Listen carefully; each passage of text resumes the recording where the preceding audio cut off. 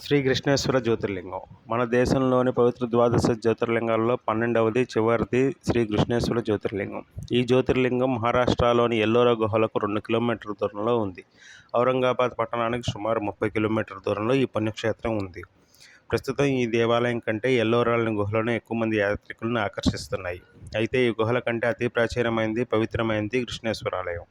ప్రాచీన మధ్యయుగాల్లో ఈ ప్రాంతంలో అనేక మంది రాజులు, సామంతులు, సామాన్య ప్రజలు ఈ కృష్ణేశ్వర దేవాలయాన్ని సందర్శించి దేవాలయంలో పూజలు చేసి తరించేవారు. మహారాష్ట్ర రాజుల్లో ప్రసిద్ధి చెందిన కాంస్లే హోల్కర్ రాజులకు కృష్ణేశ్వరుడు ఇష్టదైవం. ఈ దైవ ప్రసాదమే ప్రసిద్ధి చెందిన ఛత్రపతి శివాజీ అని కొంతమంది అభిప్రాయం. శివలింగాల్లో జ్యోతిరూపంగా స్వయం ప్రకాశమైన జ్యోతిర్లింగాలు అతి పవిత్రమైనవని భక్తులు విశ్వసిస్తారు. అందువల్ల దేశంలోని 12 జ్యోతిర్లింగాలను దర్శించడం ఒక గొప్ప పవిత్రమైన కార్యమని భక్తులు విశ్వసిస్తారు. కృష్ణేశ్వరాలయం గురించి వివరాలు పద్మపురాణం, కాశీఖండంలో ఉన్నాయి. కాశీఖండంలో ఇక్కడ ఉన్న జ్యోతిర్లింగాన్ని కుంకుమేశ్వరుడని ప్రస్తుతించారు. ఒకానొకప్పుడు ఇక్కడ పర్వత ప్రాంతాల్లో కామ్యాఖ్య అరణ్యంలో శివపార్వతులు నివసించారట. అప్పుడు ఒకరోజు పార్వతి తన ఎడమ చేతిలోని కుంకుమను కుడి అనామిక వెళ్తుండగా ఆమె చేతిలో ఒక జ్యోతి ప్రజ్వలించిందట. ఆ జ్యోతిని అక్కడే ఉన్న శివలింగాల్లో ప్రవేశింపజేసిందట. కుంకుమలో నుండి వెలిసిన జ్యోతి స్వరూపుడైనందున ఇక్కడ శివుడికి కుంకుమేశ్వరుడు అనే పేరు వచ్చింది.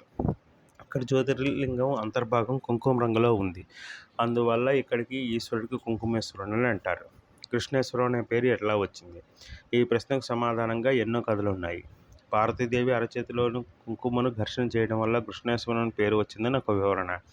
ఇక్కడ లింగంపై ఒక కామధేను రోజు వచ్చి తన పాలను శివునికి అభిషేకం చేసి వెళ్ళేదని, ఆ గోవు పాదాలు లింగంపై జరిపిన ఘర్షణ వల్లే ఈ ప్రదేశానికి కృష్ణేశ్వరం పేరు వచ్చిందని ఇంకొక కథన. కృష్ణేశ్వరాలయం భారతీయ శిల్పకళకు ఒక విశిష్ట నిదర్శనం. దేవాలయం విశాలంగా చూడముచ్చటగా ఉంది. దేవాలయం గోడల మీద, శిఖరం మీద దశావతార శిల్పాలు, బ్రహ్మ, విష్ణు, మహేశ్వర శిల్పాలు కూడా ఉన్నాయి.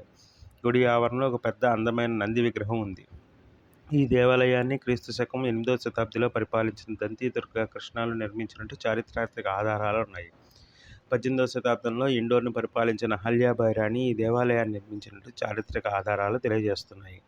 కృష్ణేశ్వరాలయాన్ని ప్రతిరోజు ఉదయం 5 గంటల నుండి రాత్రి 8 గంటల వరకు భక్తుల సందర్శనార్థం తెరిచి ఉంచుతారు. ఆ సమయంలో పూజలు, అభిషేకాలు జరుగుతాయి.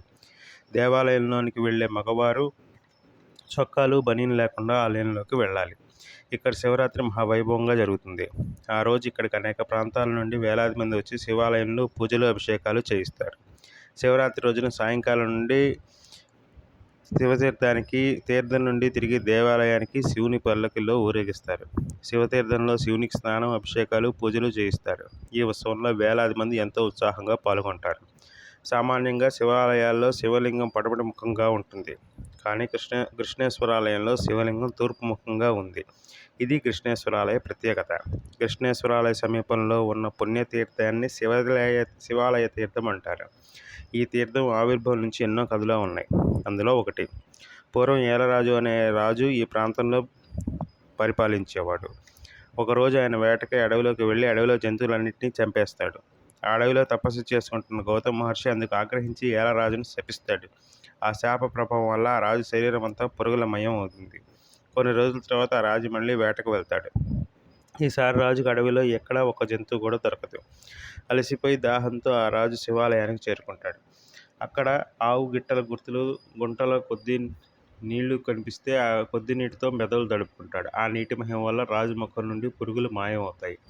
అయితే రాజు శరీరంలోని ఇతర భాగాల్లో ఇంకా పురుగులు ఉన్నాయి. ఆ పురుగులు కూడా పోవడానికి రాజు తపస్సు చేస్తాడు.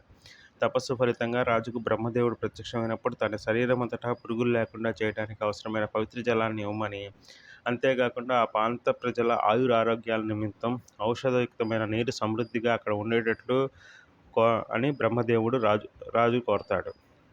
కోరిన వరాన్ని బ్రహ్మదేవుడు ఇవ్వడంతో అక్కడ శివాలయ తీర్థం ఏర్పడిందట. ఈ శివాలయ తీర్థం గురించి ఇంకొక కథ కూడా ఉంది. పూర్వం ఇక్కడ కామ్యాఖ్య వనంలో కొంతకాలం శివపార్వతులు ఉన్నారంట. అప్పుడు పార్వతీదేవికి దాహం వేసినప్పుడు నీరు ఎక్కడా దొరకనప్పుడు శివుని తన త్రిశూలాన్ని భూమిలోకి వచ్చగా పాతాళ గంగ పైకి ఎగసిపడి వచ్చిందట. ఈ గంగదినే శివతీర్థం అని ఈ కథ సారాంశం. ఈ శివాలయ తీర్థం 185 అడుగుల పొడవు, వెడల్పుల సరస్సులో ఉంది. సరస్సుకు 4 వైపులా ద్వారాలు, మెట్లు ఉన్నాయి. ప్రతివైపు 50 మెట్లు ఉన్నాయి. తీర్థానికి 8 దిశల్లో అష్టతీర్థాల మందిరాలు ఉన్నాయి. 8 పవిత్ర తీర్థాలు అనగా కాశీ, గయ, గంగా, విరజ, విశాల, నాసిక, త్రయంబకేశ్వర, ద్వారావతి సంగమం ఈ శివాలయ తీర్థం. ఇక్కడ స్నానం చేస్తే ఏ వ్యాధి అయినా నయమవుతుందనే విశ్వాసం భక్తులకు ఉంది. కామ్యాకవనంలో శివపార్వతులు ఉన్నప్పుడు అక్కడికి కాకులు కూడా రాకూడదని శివుడు శాసించాడట. ఇప్పుడు ఆ అరణ్యంలో అనేక పక్షులు, జంతువులు కనిపిస్తాయి, కానీ కాకులు మాత్రం లేవు. కృష్ణేశ్వరాలయానికి 2 ఫర్లాంగుల దూరంలోనే ప్రఖ్యాతి చెందిన లక్ష వినాయక దేవాలయం ఉంది. దేశంలోని 21 గణేశ పీఠాల్లో ఇది ఒకటి. ఈ లక్ష వినాయకుడిని దర్శించిన తర్వాతే భక్తులు శివాలయంలోని జ్యోతిర్లింగం దర్శనానికి వెళ్తారు. ఎల్లోరా గుహలకు కానీ, శ్రీశైల, కాశీ, రామేశ్వర తదితర శివక్షేత్రాలకు కానీ అంత ప్రజాక్షణ కృష్ణేశ్వరానికి లేదు. అందుకు ముఖ్య కారణం ఈ దేవాలయాన్ని ఆధునికంగా అభివృద్ధి పరచకపోవటం. ఈ దేవాలయ ప్రాశస్త్యాన్ని, మహిమను తెలియజేసే ప్రచారం కూడా అవసరం. ఈ ప్రచారం రూపించడం వల్లే ఈ క్షేత్రం గురించి చాలామందికి తెలియకపోవచ్చు. ఈ పుణ్యక్షేత్రాన్ని ప్రజలు ఆకర్షించే విధంగా అభివృద్ధి చేయటం అవసరం. ఎంతో మహిమ కలిగిన శివతీర్థాన్ని అభివృద్ధి చేసి చుట్టూ రమణీయమైన సుందరవనాన్ని కూడా ఏర్పాటు చేయవచ్చు. యాత్రికులకు ఆధునిక సౌకర్యాలతో కూడిన వసతి గృహాన్ని నిర్మించడం వల్ల ఈ క్షేత్రానికి ప్రజాకర్షణ ఎక్కువయ్యే అవకాశం ఉంది. ధన్యవాదం.